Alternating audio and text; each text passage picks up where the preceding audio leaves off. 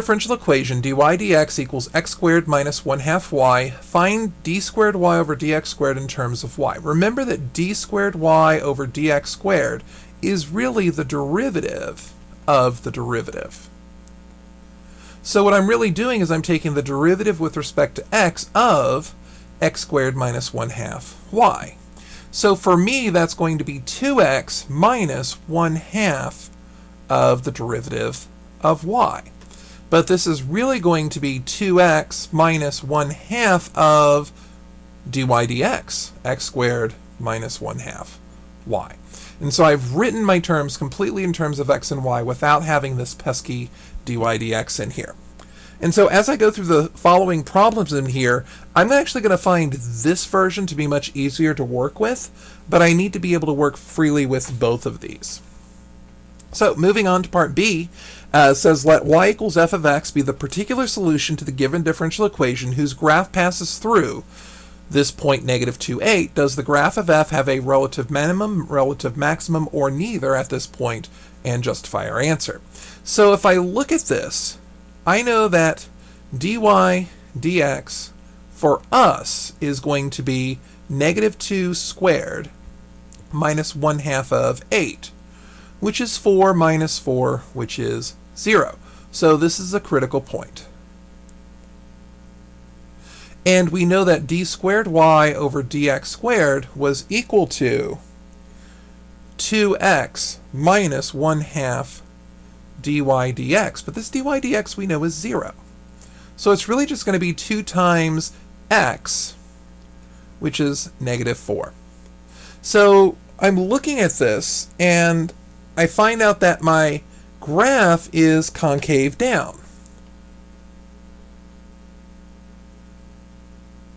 So that means we have a local max at the point negative 2, 8.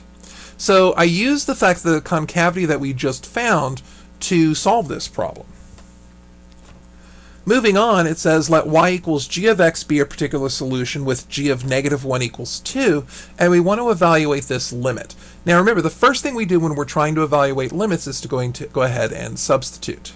And so that means that the limit as x approaches negative 1 of g of x minus 2 over 3 times x plus 1 squared should be equal to g of x minus 2 over 3 times x plus 1 squared, which is 0 over 0, or indeterminate.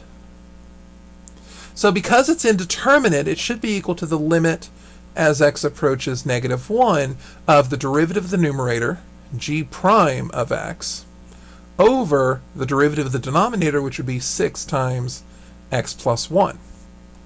Now, if I try and substitute, I know that g prime of x is going to be x squared minus 1/2 of y over 6 times x plus 1, which is 0 over 0 again. We're still indeterminate. And so we have to use L'Hopital's rule a second time.